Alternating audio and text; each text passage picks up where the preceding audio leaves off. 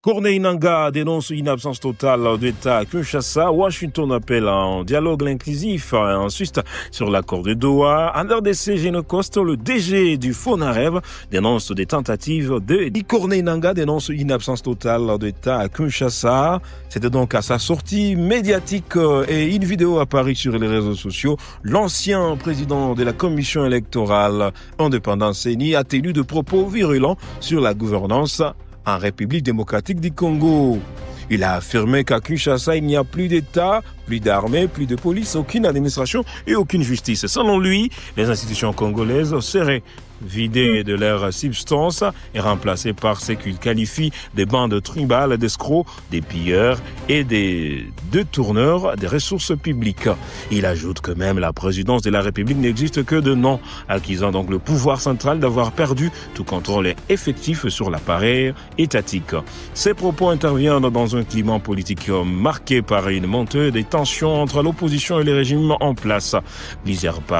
Plusieurs partis contestateurs dénoncent depuis des mois l'inefficacité de l'État face à l'insécurité persistante à l'est des pays, à la corruption ainsi qu'à la crise économique qui fragilise la population. Plusieurs rumeurs circulent.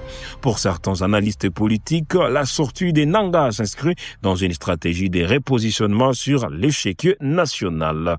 Ancien fonctionnaire électoral, il s'est progressivement mué en opposant virulent au régime actuel, multipliant les critiques contre la gouvernance du président Félix Tshisekedi.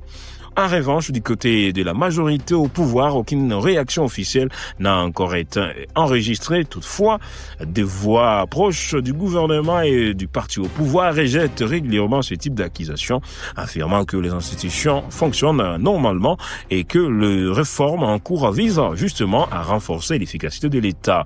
La sortie médiatique de Corneille Nangaa devrait susciter un vif débat dans l'espace politique congolais à quelques mois des prochaines échéances électorales. Il ravive également les interrogations sur la capacité des autorités à restaurer la confiance de la population envers les institutions et à assurer la stabilité du pays.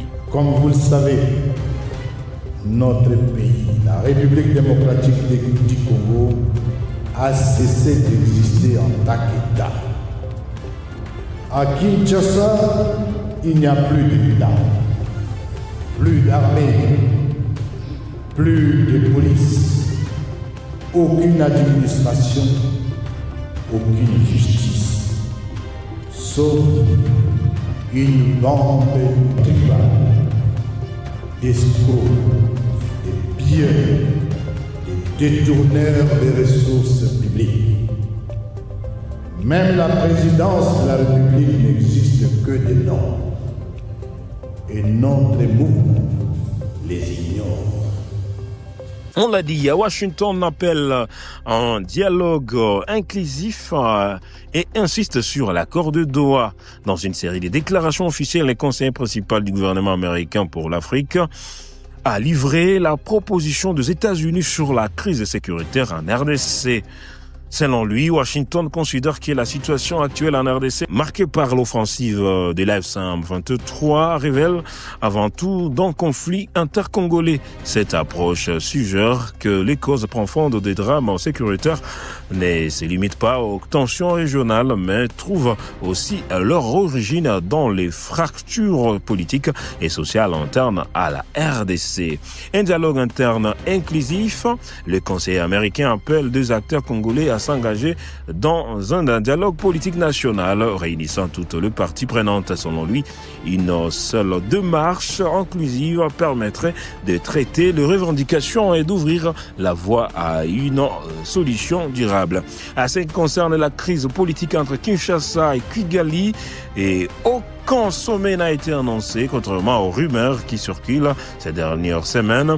Washington précise qu'il n'a jamais été question d'une date officielle pour une rencontre à la Maison-Blanche entre le président congolais Félix-Antoine Tshisekedi et son homologue rwandais Paul Kagame. Cette clarification vise à écarter toute spéculation sur une initiative diplomatique bilatérale parrainée directement par les États-Unis. Par contre, il est revenu sur l'accord de Doha comme clé de voûte, soulignant que l'accord de Doha reste également l'élément manquant des processus de paix. Ces cadres déjà évoqué lors des précédentes négociations régionales. Il a présenté cet accord comme indispensable pour s'attaquer aux causes profondes du conflit, au-delà de la seule dimension militaire. Ces déclarations interviennent alors que la RDC traverse une phase de grande instabilité avec la progression du M23 dans l'est du pays, les accusations réciproques entre Kinshasa et Kigali et la recherche d'une solution politique impliquant à la fois les acteurs locaux et les partenaires internationaux. À Goma, l'AFC M23 clôture une session de renforcement des capacités et tient de propos revendicatifs. Dans un communiqué faisant état de la clôture d'une session de renforcement des capacités des cadres et agents du Congo libéré, la tenue d'une réunion qui s'est achevée hier samedi. Lors de cette cérémonie de clôture, Corneille Nangaa, présenté par l'organisation comme coordonnateur de l'AFC M23, a tenu des déclarations publiques fortes et négociatrices. Selon les comptes rendus diffusés par l'organisation, Corneille Nangaa a notamment déclaré « L'État n'existe plus à Kinshasa, on l'a dit. La marche vers la libération totale est irréversible. Les agents et cadres du Congo libéré formés par l'AFC M23 qui vont se compromettre contre ceux de Kinshasa seront sévèrement sanctionnés. » Ces propos rapportés tels que par la coordination du mouvement traduisent une posture revendicatrice et une volonté affichée de surseoir les positions vis-à-vis des autorités de la capitale. La session, mentionnée comme visant le renforcement des capacités des cadres et agents du Congo libéré, a, selon les organisateurs, pour objectif la formation et structuration des responsables et opérateurs affiliés à l'AFC M23. Les termes Congo libéré apparaît dans la communication du groupe comme désignant les zones et les personnes placées sous son autorité politique ou militaire. Par ces déclarations, la coordination met en avant deux éléments centraux: les dénis d'autorité des institutions installées à Kinshasa et la volonté de poursuivre sans retour en arrière une marche vers la libération totale.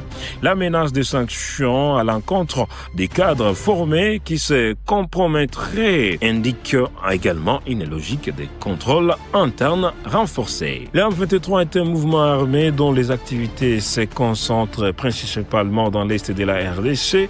Ces prises de position et opérations ont régulièrement un impact sur la sécurité et la vie des populations dans les zones concernées. Les déclarations récentes viennent s'ajouter à une série d'annonces publiques émises par le mouvement ces dernières années. Les annonces et sanctions internes et l'affirmation de l'irréversibilité de leur démarche pourraient encore, selon les observateurs, accroître des tensions et compliquer les perspectives de dialogue politique et sécuritaire parce que, selon M23, la libération totale de la RDC reste une urgence. Avant de terminer,